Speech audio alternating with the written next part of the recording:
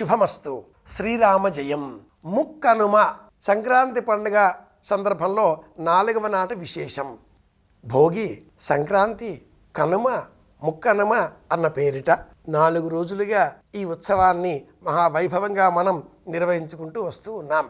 భోగినాడు తలంటుకొని వాకిలిలో చుక్కల ముగ్గులు వేసి, సంక్రమణం సంభవించిన సందర్భంలో సంక్రాంతి నాడు విశేషంగా గీతల ముగ్గులు వేసి దానములు చేసి, కనుమ పండుగ నాడు రథం ముగ్గు వేసి పశువులకు ఆహారాన్ని అందించి వాటి ఆదరణను స్వీకరించి వాటి మధ్య పోటీలు నిర్వహించి ముక్కనుమ రోజున మాంస ఆహారములను విశేషంగా స్వీకరించాలి, లేదా మినపపప్పుతో చేసిన పదార్థాన్ని తప్పకుండా తినాలి అంటుంది సంప్రదాయం. మినపగారెలు ఈ ముక్కనుమ పండుగ నాడు పరంధాముడికి నివేదన చేయవలసిన పదార్థం. మినప వస్తువులు ఏవైనా కూడా ఈరోజు విశేషంగా ఆహార పదార్థాలలో జతపరచుకోవాలి. ఇక నుంచి ఈ శరీరానికి ఏ పదార్థం తిన్నా జీర్ణం చేసుకునే శక్తి పెరుగుతుంది.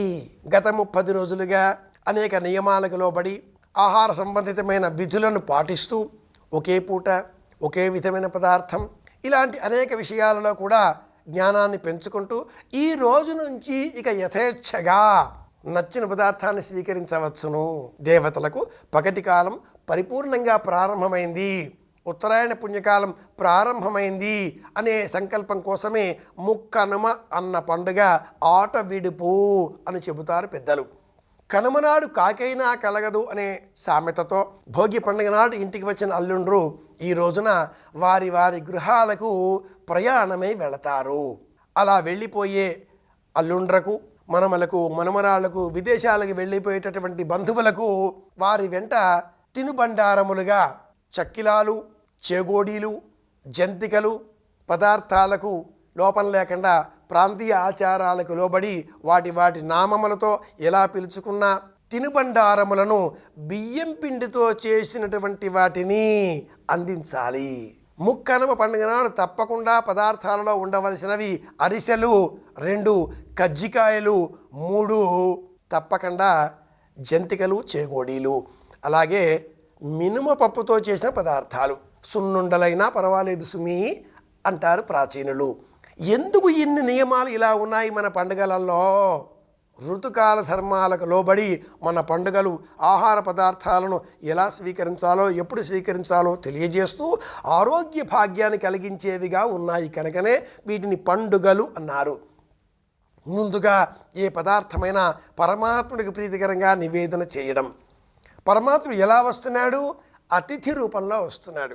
వాకిలిలో అతిథులుగా, అభ్యాగతులుగా, ఆత్మీయులుగా, మిత్రులుగా, మనం ఏదైనా ఇస్తే స్వీకరించేటటువంటి హరిదాసులుగా, గంగిరెద్దుల వారిగా వివిధ రూపాలలో వచ్చేటటువంటి వారందరినీ ఆదరించాలి కనుకనే ఇది పెద్ద పండగ అన్నారు. ఇక నుంచి కాలం కొత్త రూపాన్ని సంతరించుకుంటుంది, ఆరోగ్య భాగ్యాన్ని కలిగిస్తుంది. పదార్థం ఏదైనా మనం మాత్రమే తింటే అనారోగ్య హేతువు, అందరితో పంచుకుంటే ఆరోగ్య హేతువు. పదార్థాన్ని తినే సమయంలో ఎంతో కొంత తిన్నాక సరే అని ఎవరైనా అనక తప్పదు.